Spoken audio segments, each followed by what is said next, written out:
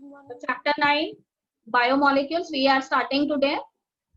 Okay beta, so what we are going to study in this chapter, number 1 how to analyze chemical composition.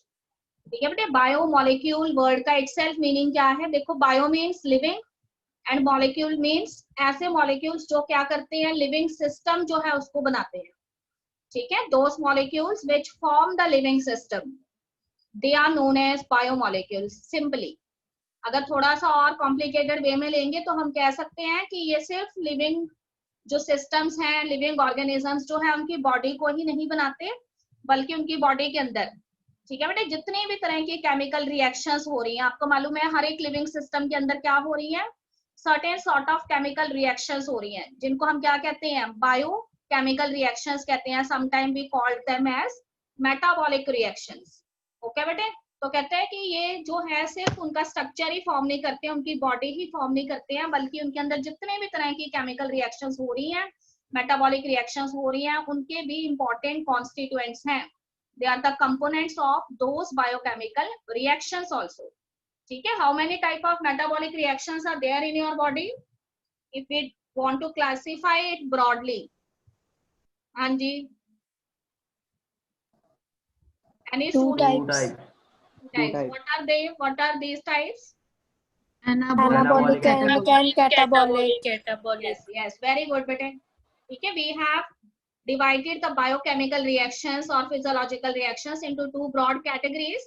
ठीक है, depending upon whether the molecules they break or whether the molecules join together to form bigger molecules.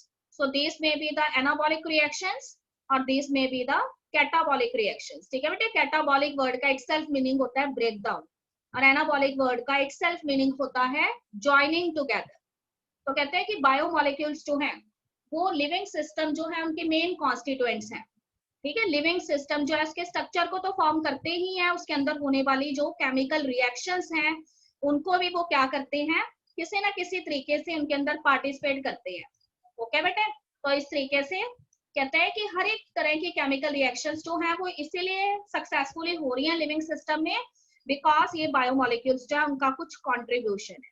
ठीक है, ये अगर हम anabolic reactions की बात करते हैं तो उन एनाबॉलिक रिएक्शंस के जो रिएक्टेंट हैं वो भी ये बायोमोलिक्यूल्स ही हैं और उनसे बनने वाले जो प्रोडक्ट हैं they are also the biomolecules itself.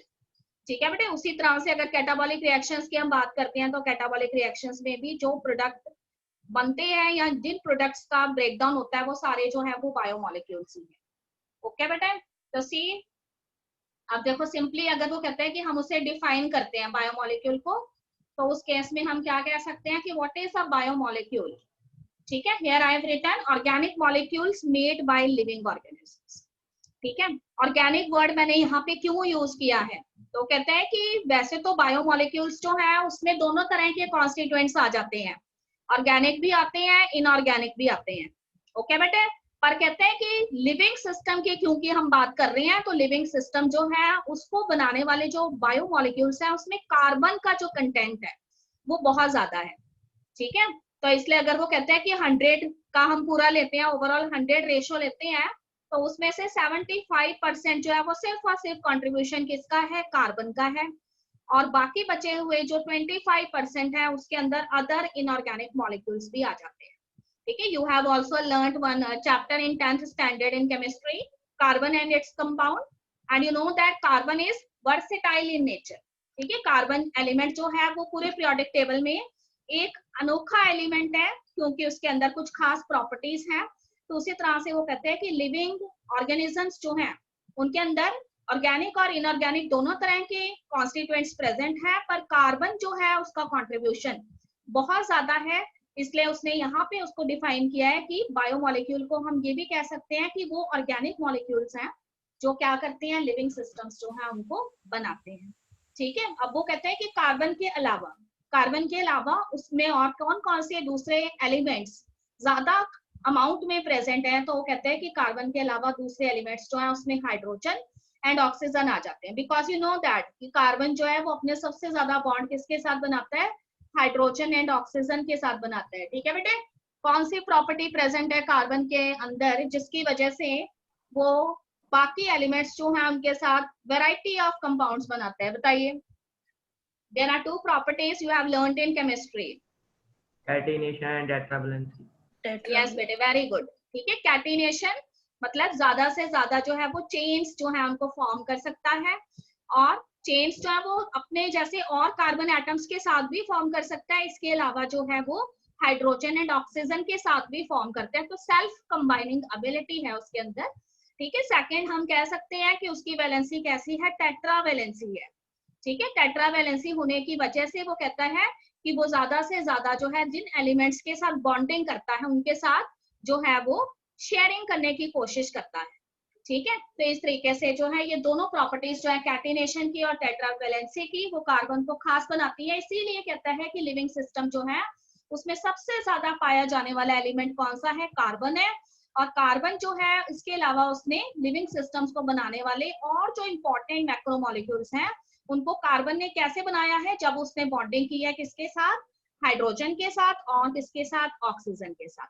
ठीक है बेटे, तो अगर हम ये सारी चीजें ध्यान से सुन रहे हैं तो हमारे माइंड में फटाफट ये चीजें आ जाएंगी कि हमें बायोमोलिक्यूल्स की अगर हम बात करते हैं तो हम अक्सर आपको पढ़ाते हुए आ रहे हैं कि फूड के अंदर जो है काफी सारे इंपॉर्टेंट कंपोनेंट्स प्रेजेंट होते हैं जो हमारी बॉडी के लिए बहुत इंपॉर्टेंट है, हमारी डाइट का इंपॉर्टेंट कंपोनेंट्स है।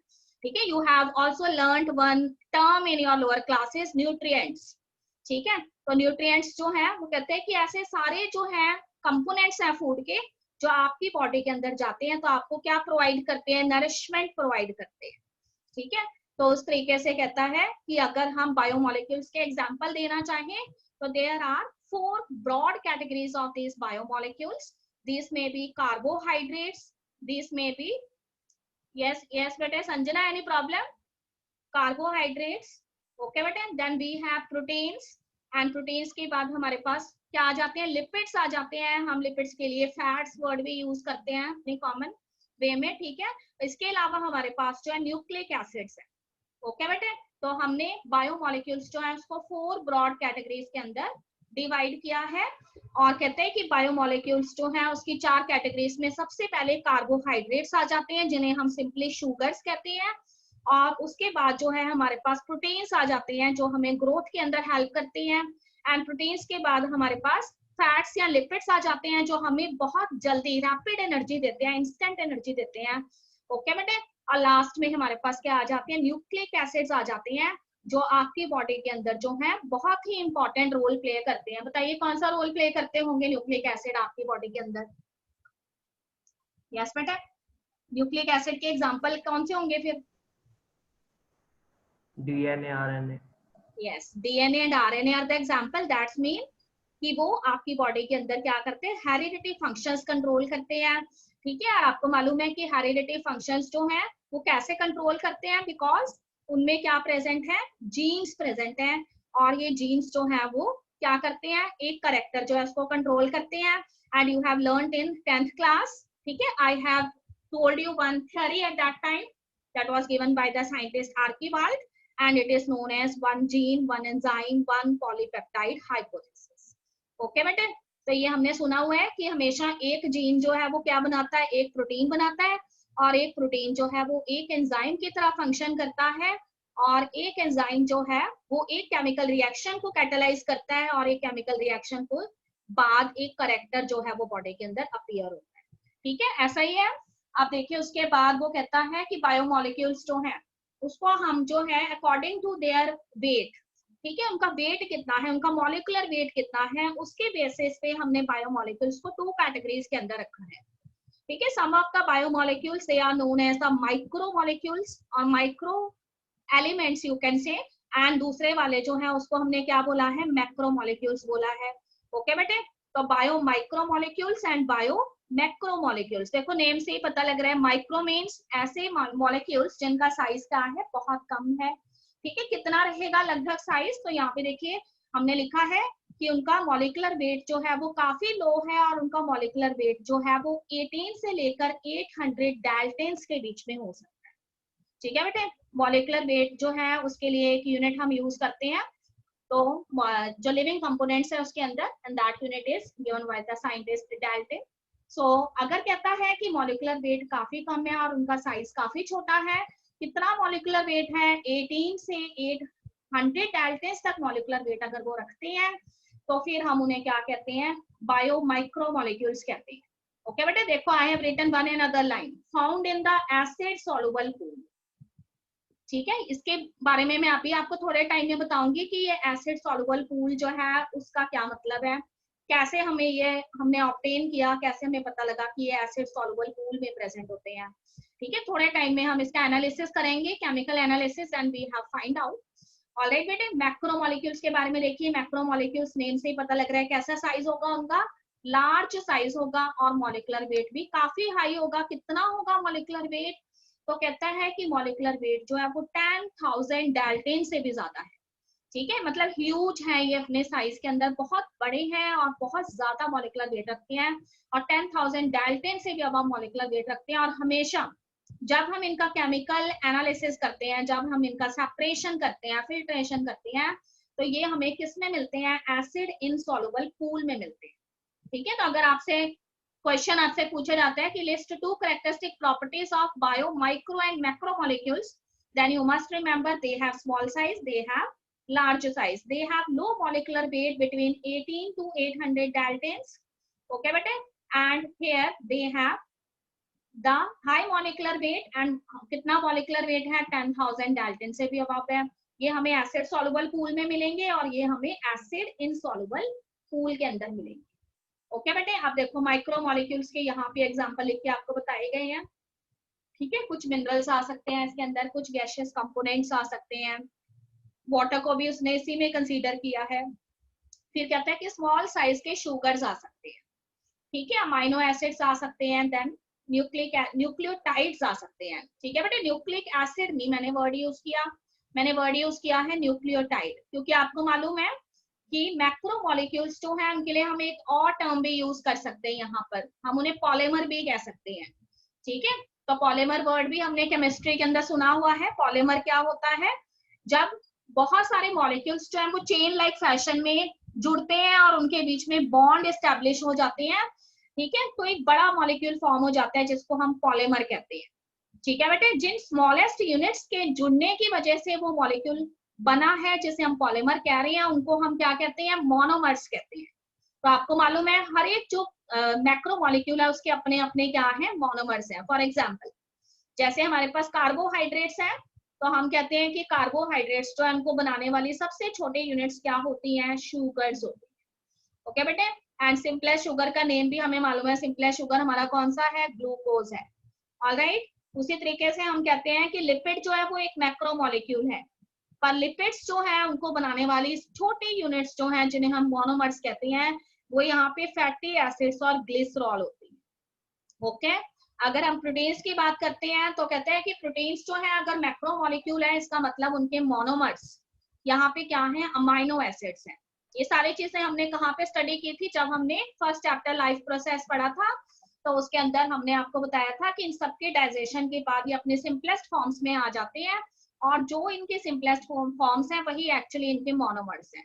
ओके बेटे, उसी तरह से कहते हैं कि न्यूक्लिक एसिड्स जो है उनको बनाने वाली जो छोटी यूनिट्स हैं उनको हम क्या कहते हैं, न्यूक्लियोटाइड्स कहते हैं।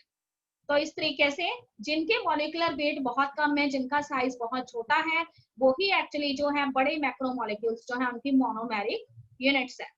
ओके, तो इस तरह से कहते हैं कि मैक्रोमोलिक्यूल्स जो है carbohydrate, lipids, proteins, nucleic acid, ये सारे हो सकते हैं, और इनके मोनोमर्स जो है वो इनके स्मॉलेस्ट यूनिट्स हैं। तो कार्बोहाइड्रेट्स की जो है वो शुगर है, लिपिड्स की कौन सी है, फैटी एसिड एंड ग्लिसरॉल है, प्रोटीन्स की कौन सी है, प्रोटीन्स की यहाँ पर देखो, प्रोटीन के लिए हम एक और वर्ड भी यूज करते हैं, we also called it as polypeptide.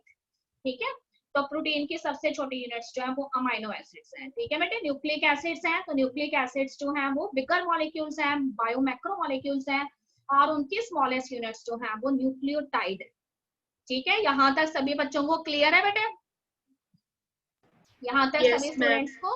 Okay, अब ध्यान से सुनेंगे। अब मैं आपको इसके थोड़ा सा आगे बताने वाली हूँ कि सारे के सारे जो मैक्रो मॉलिक्यूल्स होते हैं, क्योंकि वो पॉलीमर्स होते हैं, तो इसका मतलब वो छोटे छोटे यूनिट्स जो हैं उनसे बनते हैं, पर ये यूनिट्स जो है वो आपस में ज्वाइन कैसे करती हैं। तो आपको मालूम है कि जब भी किसी मॉलिक्यूल ने दूसरे मॉलिक्यूल के साथ बाइंड करना है तो हमेशा जो है वो आपस में कैसे बाइंड करेंगे, with the help of certain bonds जो है वो बाइंड करेंगे।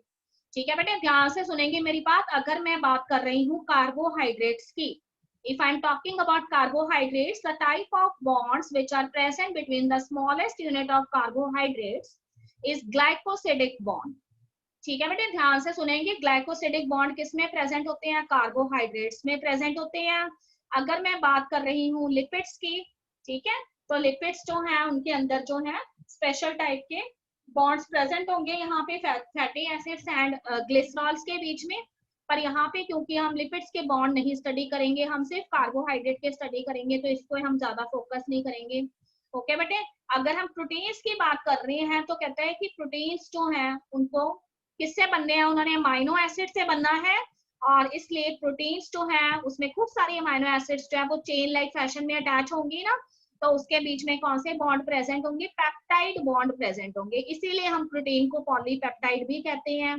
ठीक है, तो आप कहते हैं कि न्यूक्लिक एसिड्स की अगर हम बात करते हैं तो न्यूक्लिक एसिड्स जो है उनके अंदर भी बॉन्ड प्रेजेंट होते हैं, एंड एक न्यूक्लियोटाइड को दूसरे न्यूक्लियोटाइड के साथ जोड़ने वाले इन बॉन्ड्स को हम फॉस्फोडाइएस्टर बॉन्ड्स कहते हैं। ओके बेटे, तो न्यूक्लिक एसिड में कौन से बॉन्ड प्रेजेंट है? फॉस्फोडाइएस्टर बॉन्ड्स प्रेजेंट है। कार्बोहाइड्रेट्स में कौन से बॉन्ड प्रेजेंट है? ग्लाइकोसिडिक बॉन्ड्स प्रेजेंट है। ओके बेटे, एंड प्रोटीन्स में कौन से बॉन्ड प्रेजेंट है? पेप्टाइड बॉन्ड्स प्रेजेंट है, एंड न्यूक्लिक एसिड्स में फॉस्फोडाइएस्टर बॉन्ड प्रेजेंट है। यहाँ तक क्लियर है सभी स्टूडेंट्स को? Yes ma'am. थोड़ी सी केमिस्ट्री आ गई है Yes, ना, ma'am. बायो के चैप्टर के अंदर केमिस्ट्री आ गई है, कोई बात नहीं। There is a intimate relationship between biology and chemistry, but you need not to bother about that. We are not here going to study any type of chemical structure. ठीक है, हम यहाँ कोई केमिकल स्ट्रक्चर नहीं study करने वाले, हम सिर्फ इनके फंक्शन स्टडी करेंगे। ओके बेटे, अब यहाँ पे देखो मैंने डेफिनेशन लिखी है बायोमोलिक्यूल्स की, जो मैंने खुद ही बनाई है। देखो, those molecules which form the body of any living organism, ऐसे मॉलिक्यूल्स जो किसी भी लिविंग ऑर्गेनिज्म की बॉडी को फॉर्म करते हैं। और दूसरे शब्दों में कह सकते हैं कि those molecules और chemicals which are present in any living system, ठीक है, वो ऐसे मॉलिक्यूल्स या ऐसे केमिकल्स हैं जो लिविंग सिस्टम के अंदर प्रेजेंट है, और इम्पोर्टेंट पार्ट है उनके स्ट्रक्चर का, एज वेल एज उनमें होने वाली सभी तरह की बायोकेमिकल रिएक्शंस में वही पार्टिसिपेट करते हैं, और उन रिएक्शंस के प्रोडक्ट भी वही होते हैं।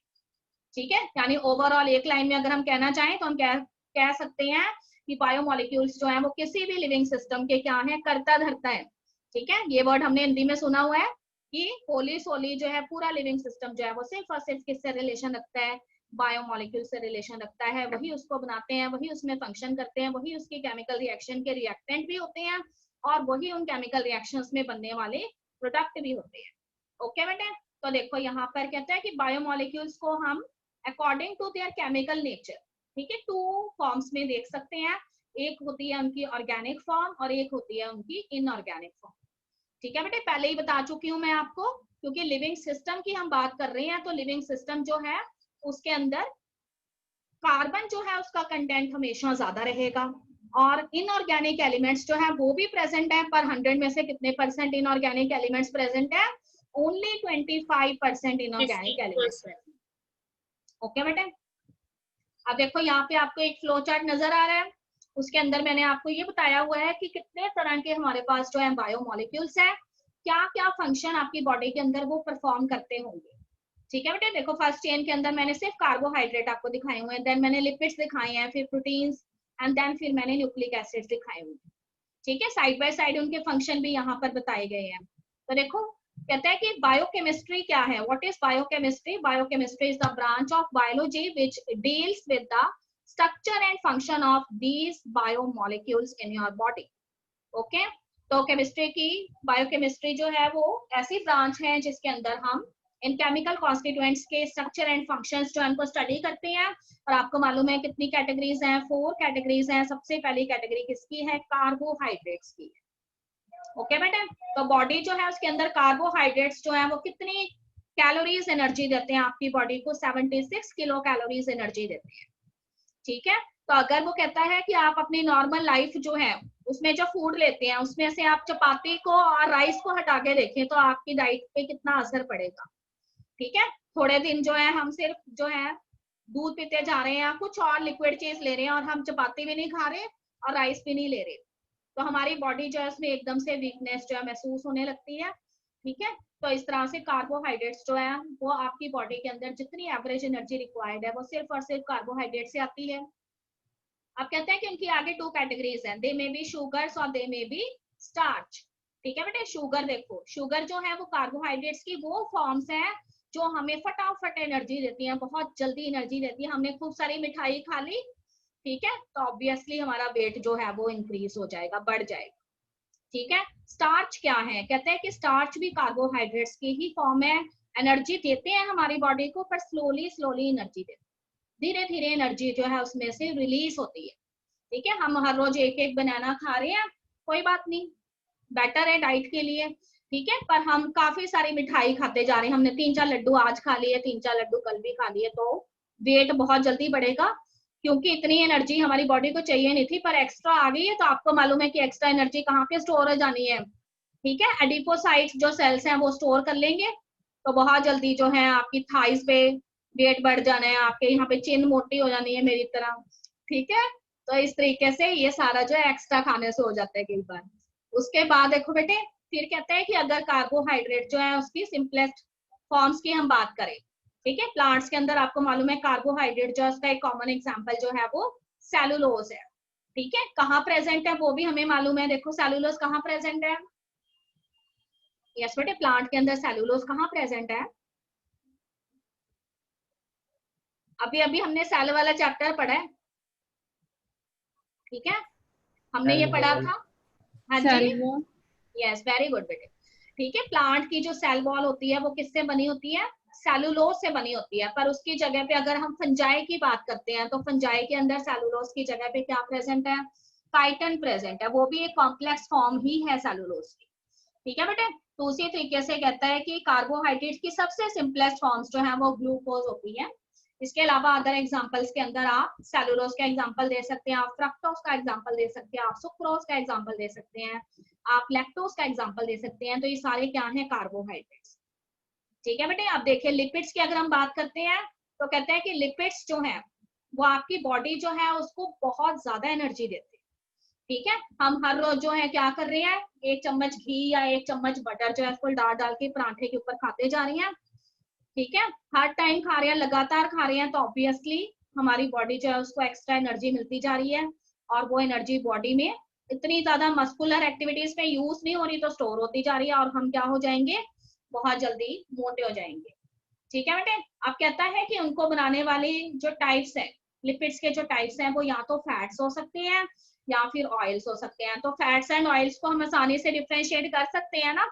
फैट्स जो होते हैं वो सॉलिडिफाई फॉर्म में होते हैं, सॉलिड की फॉर्म में होते हैं, एंड ऑयल्स जो होते हैं वो उनकी लिक्विड फॉर्म होते हैं। ठीक है बेटे, फिर आगे उसको कहता है कि सैचुरेटेड भी हो सकते हैं फैट्स और अनसैचुरेटेड भी हो सकते हैं। ठीक है, तो सैचुरेटेड और अनसैचुरेटेड वर्ड हमने क्यों यूज किया है कि अगर हम उनके केमिकल कॉन्स्टिट्यूशन को स्टडी करेंगे तो अगर फैट्स जो है उनके बीच में कैसे बॉन्ड प्रेजेंट है कार्बन में और अदर एलिमेंट्स के बीच में अगर सिंगल बॉन्ड प्रेजेंट है तो वो सैचुरेटेड फैट्स है, अगर डबल या ट्रिपल बॉन्ड प्रेजेंट है तो फिर वो अनसैचुरेटेड फैट्स है। ठीक है बेटे, अब वो कहते हैं कि लिपिड्स जो है वो आपके लिविंग सिस्टम में आपने कहाँ पर देखे हैं, तो हमने सेल मेम्ब्रेन का स्ट्रक्चर पढ़ा हुआ है। We have also studied the fluid mosaic model of the plasma membrane, और उसके अंदर मैंने एक वर्ड यूज किया था उस टाइम पर कि प्लाज्मा मेम्ब्रेन जो है वो लिपिड बाइलेयर से मिलकर बनी हुई होती है और उसको बनाने वाले वो जो लिपिड्स हैं उनको हम फॉस्फोलिपिड्स कहते हैं।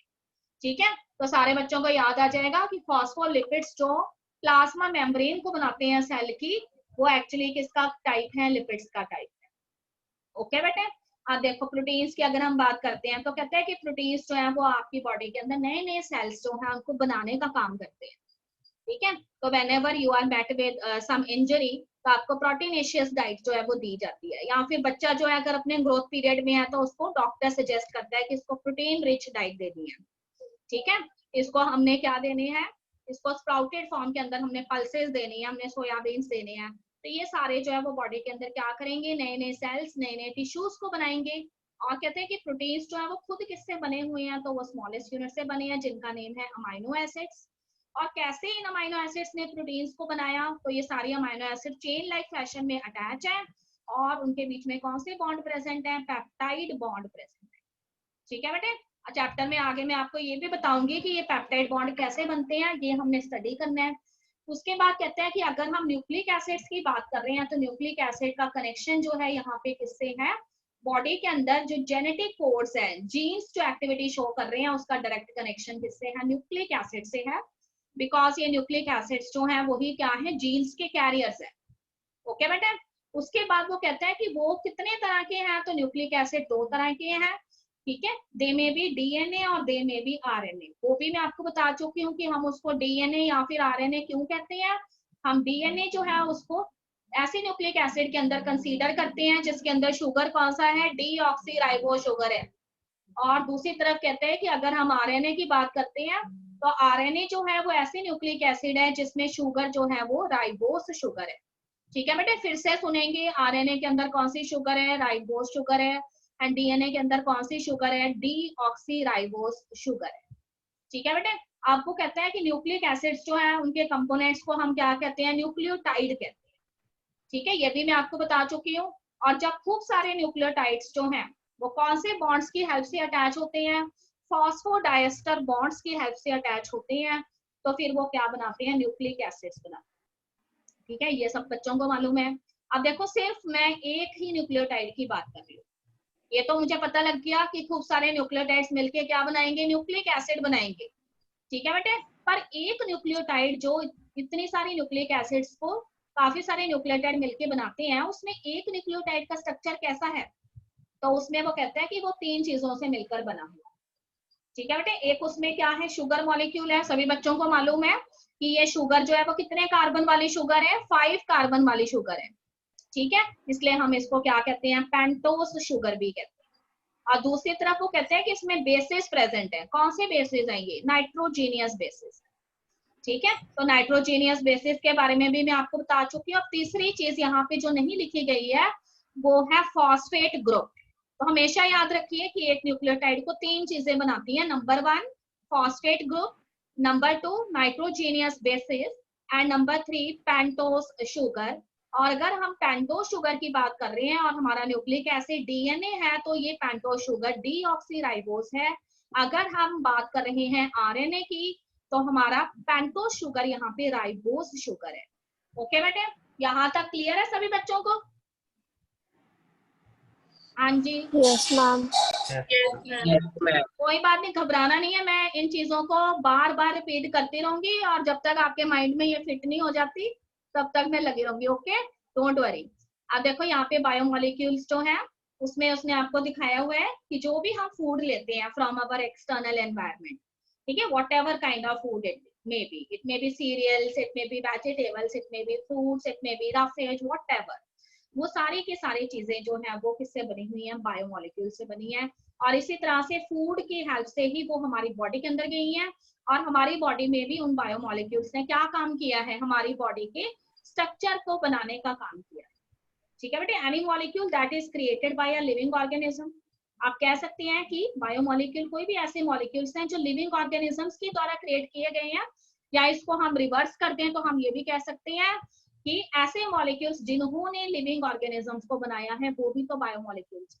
ठीक है, वाइस वर्सा वर्ड हम यूज कर सकते हैं कि लिविंग ऑर्गेनिज्म जो है, ठीक है, उन्होंने इसको कैसे बनाया। देखो, क्योंकि हम अपने फूड जो है उसको ऑब्टेन करने के लिए हम क्या करते हैं, अपने गार्डन में अलग अलग तरह की क्रॉप्स लगाते हैं, अलग अलग तरह के प्लांट्स लगाते हैं। तो ये सारे प्लांट्स जो है वो किसका सोर्स है, बायोमोलिक्यूल्स का सोर्स है। फिर इन्हीं को हम एज अ डाइट ले लेते हैं और ये हमारी बॉडी के अंदर क्या करते हैं, नए नए सेल्स, टिश्यूज, केमिकल रिएक्शंस करते हैं और इस तरीके से ये हमारी बॉडी जो है उसको बनाना शुरू कर देते हैं। तो दोनों जो है वो एक दूसरे के ऊपर डिपेंडेंट है। ओके बेटे, अब यहाँ पे देखो ये फ्लो चार्ट मैंने ऐसे ही उठाया हुआ है। इसके अंदर हमने जस्ट ये बताया हुआ है आपको कि 4 तरह के हमारे बायोमोलिक्यूल्स हैं, lipid, carbohydrate, proteins, nucleic acids. ठीक है, और इनको हम बायोलॉजिकल मैक्रोमोलिक्यूल्स का नेम देते हैं। इतना अच्छा नहीं है ये फ्लो चार्ट, ठीक है, इसको बाद में लेंगे फिर और तरीके से। देखो यहाँ पे इंट्रोडक्शन में आपको क्या बताया, ठीक है बेटे, कुछ मेन पॉइंट लिखे मैंने। तो उसमें मैंने फर्स्ट आपको ये बताया है कि लिविंग ऑर्गेनिजम्स जो है, ठीक है, तरह तरह के लिविंग ऑर्गेनिजम्स जो है वो हमारे बायोस्फीयर के अंदर प्रेजेंट है, ठीक है। और सभी लिविंग ऑर्गेनिजम्स जो है उनमें वेरिएशंस है, उनमें डाइवर्सिटी है। प्लांट्स की बात करेंगे तो तरह तरह के प्लांट्स है, एनिमल्स की बात करेंगे तो कितने तरह के एनिमल्स हैं, ठीक है। क्या सारे ह्यूमन बींग्स भी एक जैसे हैं? नहीं। तो ये सारी चीजें जो है, इसमें जो डिफरेंसेस है वो इनको बनाने वाले किन्हीं कॉन्स्टिट्यूएंट्स की वजह से हैं। अब वो कहते हैं कि अगर हम पता लगाना चाहते हैं कि भाई ये लिविंग सिस्टम जो है जिसमें प्लांट भी आते हैं, एनिमल भी आते हैं, ठीक है, माइक्रो ऑर्गेनिजम्स भी आते हैं या ह्यूमंस भी आते हैं, हम पता लगाना चाहते हैं कि ये किनसे बने हुए हैं, ठीक है। जैसे हम केमिस्ट्री के अंदर कहते हैं कि भाई स्मॉलेस्ट यूनिट्स जो हैं किसी भी केमिकल कंपाउंड्स की, ठीक है, क्या है? एटम्स है। तो उसी तरीके से वो कहता है कि अगर आपने ये पता लगाना है कि प्लांट, एनिमल, ह्यूमंस, माइक्रोब्स किससे बने हुए हैं, तो उसके लिए आप क्या करेंगे, कोई भी प्लांट टिश्यू, ठीक है बेटे, कोई भी एनिमल टिश्यू या कोई भी माइक्रो ऑर्गेनिज्म जो है उसको ले लेंगे और उसके बाद जो है हम जो है उसका क्या कर लेते हैं, केमिकल एनालिसिस करते हैं, ठीक है। लंबा चौड़ा प्रोसेस है, मैं आपको बताऊंगी अगले लेक्चर में कि केमिकल एनालिसिस हमने कैसे करना है। फिलहाल वो कहते हैं कि जब हम इसका केमिकल एनालिसिस करेंगे तो हमें एलिमेंट्स तो खूब सारे मिलते हैं, पर उसमें 4 एलिमेंट्स जो है, ठीक है, काफी ज्यादा अमाउंट के अंदर हमें मिलते हैं। तो वो कौन कौन से हैं? कार्बन है, हाइड्रोजन है, ऑक्सीजन है और नाइट्रोजन है, ठीक है। अक्सर आपने ये एलिमेंट्स जो है हमेशा सुने हैं, हम इनकी बात करते रहते हैं, कार्बन, हाइड्रोजन, ऑक्सीजन, नाइट्रोजन। तो ये चारों एलिमेंट्स जो बहुत ज्यादा क्वांटिटी में मिलते हैं वो ये बताते हैं कि प्लांट्स, एनिमल्स या माइक्रोब्स जो हैं उसमें सबसे ज्यादा उनको बनाने वाले जो कॉन्स्टिट्यूएंट है ये एलिमेंट्स, ठीक है बेटे। अब वो कहते हैं कि इस तरह का केमिकल एनालिसिस जो हमने लिविंग सिस्टम के लिए किया था, अगर उसी केमिकल एनालिसिस को हम क्या करें, अर्थ क्रस्ट जो है उसके किसी पीस के लिए भी कर ले। मैंने मतलब हमने क्या किया, हमने थोड़ी सी सॉइल ली है, ठीक है बेटे, और सॉइल जो है उसका मैंने केमिकल एनालिसिस किया। अब सॉइल जो है वो किसका एग्जाम्पल है? नॉन लिविंग थिंग का। तो जब मैं उसका केमिकल एनालिसिस करूंगी तो फिर मुझे ये भी पता लगेगा केमिकल टेक्निक से कि वो किससे बनी हुई है। तो कहते हैं कि जब हम सॉइल सैंपल का भी एनालिसिस करते हैं ना, तो उसके अंदर भी हमें ये चारों एलिमेंट काफी ज्यादा क्वांटिटी में मिलते हैं और इसके अलावा कुछ इनऑर्गेनिक एलिमेंट्स भी मिलते हैं। तो दोनों को आपस में कंपेयर करें तो हमें क्या पता लगता है कि जिस तरह से सॉइल जो है वो इन केमिकल कॉन्स्टिट्यूएंट से मिलकर बनी हुई है, हमारा जो लिविंग सिस्टम है वो भी सेम टाइप ऑफ एलिमेंट से मिलकर बना हुआ है। तो इसका मतलब बायोमोलिक्यूल्स जो हैं वो कैसे हैं? कॉस्मोपॉलिटन है, मतलब वो हर जगह पे जो है वो प्रेजेंट है, ठीक है। तो कई बार जो है हम हमारे जो भी रिलीजियस गुरुज वगैरह होते हैं वो आपको ये कहते होते हैं, क्या कहते हैं, कि जो हमारी बॉडी है ना वो क्या है, मिट्टी की तरह ही है और एक दिन हमने क्या करना है, मिट्टी के अंदर मिल जाना है। ये वर्ड हमने सुना है अक्सर। अगर कोई बंदा बहुत ही अपने आप को सोफिस्टिकेटेड सा समझता है तो मुझसे कहते हैं कि इतना ज्यादा समझने की जरूरत नहीं है, मिट्टी से बनी हुई है और मिट्टी में ही मिल जाएंगे एक दिन। तो why this word is used by our elders, ठीक है, या फिर हमारे जो रिलीजियस गुरुज हैं वो वर्ड क्यों यूज करते हैं? तो कहते हैं कि ये जो सारी एलिमेंट्स हैं जो लिविंग सिस्टम को बना रही हैं वही किसमें प्रेजेंट है, सॉइल के अंदर भी प्रेजेंट है। तो इसका मतलब काफी ज्यादा सिमिलैरिटीज हैं हमारे बीच में और सॉइल के बीच में, मतलब सॉइल से ही क्या हुआ है, हमारा ओरिजिन हुआ। ओके बेटे, किसी ना किसी तरीके से हमारा कनेक्शन है, उसके साथ डायरेक्ट कनेक्शन है। उसके बाद वो कहता है कि जब हमने सारे के सारे एलिमेंट्स जो इनको फाइंड आउट कर लिया तो कहते हैं कि बहुत सारे एलिमेंट मिले हमें लिविंग सिस्टम में भी, अर्थ क्रस्ट में भी मिले, पर उसमें से 2 एलिमेंट बहुत ज्यादा थे, ठीक है। कौन कौन सी? Carbon and hydrogen. तो हमें ये तो पता लग गया कि लिविंग जो सिस्टम है या अर्थ क्रस्ट जो है इसमें खूब सारे एलिमेंट है, कुछ ऑर्गेनिक है कुछ इनऑर्गेनिक है, और कहता है कि उसके अंदर मैक्सिमम कंट्रीब्यूशन किनका है? ऑर्गेनिक एलिमेंट्स का है और इनऑर्गेनिक एलिमेंट्स का सिर्फ 25% है। पर ऑर्गेनिक एलिमेंट्स में से भी कौन से एलिमेंट सबसे ज्यादा है? तो कहते हैं कि सबसे ज्यादा जो है उसके अंदर कार्बन और हाइड्रोजन के कंपाउंड है, ठीक है बेटे। तो इसके लिए हम वर्ड क्या यूज कर सकते हैं? हाइड्रोकार्बन वर्ड यूज कर सकते हैं। हम कह सकते हैं कि हमारी बॉडी जो है उसके अंदर मैक्सिमम जो बायोमोलिक्यूल्स हैं या उनसे बनने वाले कंपाउंड्स जो हैं वो क्या है? कार्बन या हाइड्रोजन के प्रोडक्ट, ठीक है बेटे, कार्बन और हाइड्रोजन के बाद दूसरे नंबर पे अगर हम किसी को जगह देना चाहेंगे तो कहते हैं कि कार्बन और हाइड्रोजन के बाद दूसरा रैंक जो है वो किसको मिलता है, ऑक्सीजन और नाइट्रोजन को मिलता है। तो 4 एलिमेंट अच्छे से याद रखिए, कार्बन, हाइड्रोजन पहले नंबर पे है और उसके बाद कार्बन ने कुछ बॉन्ड ऑक्सीजन से भी बनाए हैं और कुछ बॉन्ड किससे बनाए हैं, हाइड्रोजन के अलावा नाइट्रोजन से भी बनाए हैं।